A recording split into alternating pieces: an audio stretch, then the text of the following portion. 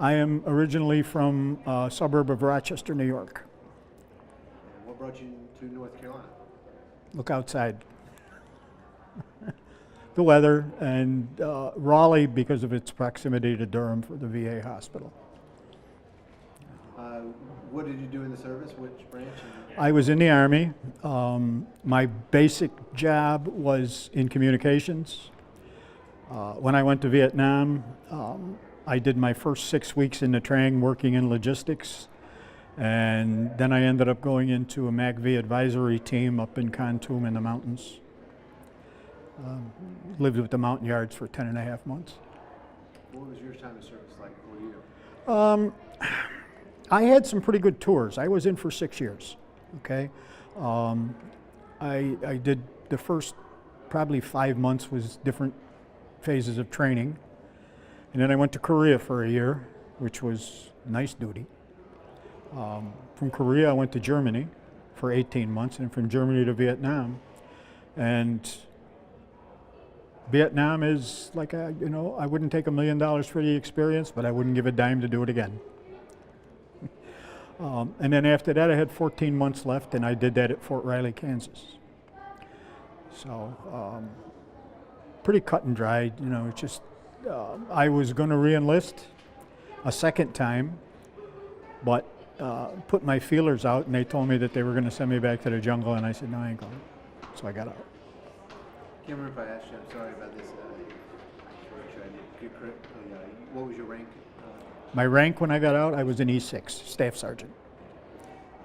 Okay. I always have a problem. If I don't remember to get that question, I'm going to get in trouble. So yeah. Make sure I get all the right questions. So, I guess, who was your best friend when you were in Vietnam? Didn't have one. Why is that? Didn't get close to anybody. Never knew if they were going to be there the next morning.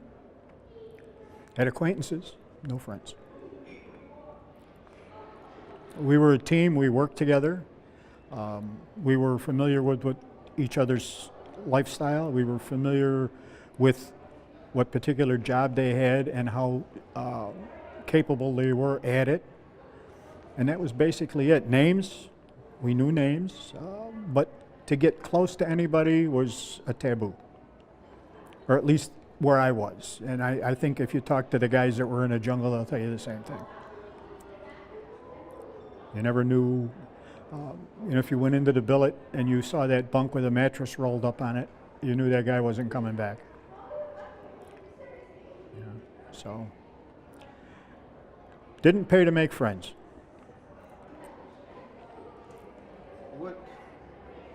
Is it easy to talk about your time of service? Only with other veterans. Most people don't understand. It's getting better now. People are curious. Some of them ask some pretty relevant questions. Some of them ask some terrible questions, right? There's a group of us that go out to junior and senior high schools and talk to the kids. And most of the kids have some really, really good questions. But there's always one that asks that question that's impossible to answer. Not impossible to answer, don't want to answer it, What I did over there is between God and me.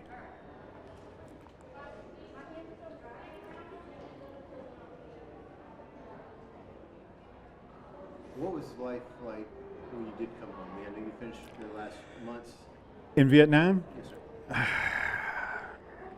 The last month, all I could think about was going home. And then I got to go home earlier than I expected. I got there January 4th of 1969. I left December 22nd of 1969. They had what they called Operation Santa Claus. If you had less than 2 weeks left, pulled your name out of a hat, you got to go home early. So I was lucky and got to go home early. I got home at 2 o'clock in the morning on Christmas Eve. And home for Christmas, and was there until mid-January, and we went to Fort Riley. I was married and had 2 kids one kid at the time. And then the second one was born in Fort Riley, but she went with me because of my rank, You know, we had lived in government quarters there in Fort Riley. But my coming home was not a real problem. I was from a small town, right? Didn't have to put up with the protesters or people spitting on me or calling me names or anything. I went into the local bar one night while I was home, and they wouldn't let me take my wallet out of my pocket. So I think small towns are more conservative and more accepting and whatnot. The myth that we lost the war was just that it was a myth. We didn't lose the war. Congress lost the war. So A lot of veterans that I've talked with who have children, especially when they had small children back then, the hardest question they ever got was up from their own child. What it meant for them to be their dad to be a veteran, or mom to be a veteran, and what happened during their service. well, you mean what was my mentality when I came home? Well, how have you had that conversation with your children? Oh, I don't talk about it. They know I'm a veteran. My oldest is in Utah anyways, we don't talk much. But my youngest lives here in North Carolina, and she knows I served, and we don't really talk about it. She's divorced. Her ex-husband is a Eurasian guy. He's half Vietnamese. And I've sat with him a couple of times, and we don't talk about it. And he is a child of the war. His father was a GI, who he never knew. But just don't talk about it. It's other vets, we talk about it when we sit down together and whatnot. We'll talk, you know. Nothing better than a bunch of vets sitting around telling war stories. But we don't really open up, you know. Again, I say it's gotten better in the past 5 or 6 years, but there's still people out there that look down their nose and whatnot, and just take it with a grain of salt.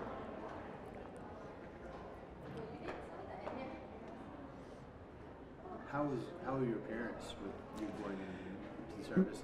My father told me I was an idiot. I was 23 when I went in the military. Okay, my parents were old country. Okay, and my father said, "It's a classic line that Italians have. You're going to fight for somebody other than your family." But he told me I was an idiot, and my father and I never got along when I was growing up. But my mom was kind of supportive, but she really didn't realize what was going on. Nobody knew what Vietnam was in 1965. You know, little blurbs in the newspaper. You didn't see much. And by the time I got there, it was front page news every day. You know. But my mom was supportive. My brother had been there.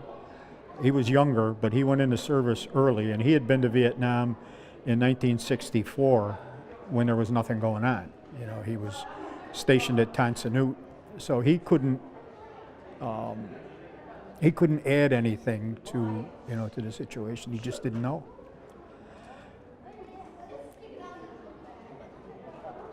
Thank you.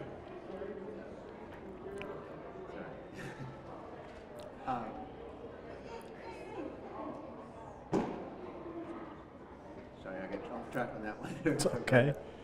I know a lot of people are starting to share their stories more, and yes, no one likes to talk about what happened, the bad stuff especially that they had to do, that like you said, between you and God. What were some of the good things that you got to experience while you were in service? What are some of the good memories you have? Oh God, 18 months in Germany. I played as an aggressor for other units that were out in field problems. You know, a group of us would infiltrate into different units and sabotage and do all kinds of weird stuff. I had a great time in Germany. I had fun. Korea was hard work. I was stationed on a Hawk missile site providing communications. It was pretty austere. You know, Korea at the time was 1966, 67. They were still rebuilding, you know. So, but it wasn't bad duty, you know. It was just long hours up on the mountain, but for the most part, didn't have to worry about getting shot at. You had the days of getting shot at. The weather was horrible in Korea. It would be 70 one day and 30 below the next. It's in North Carolina Spring. Yeah, there was no spring and no fall.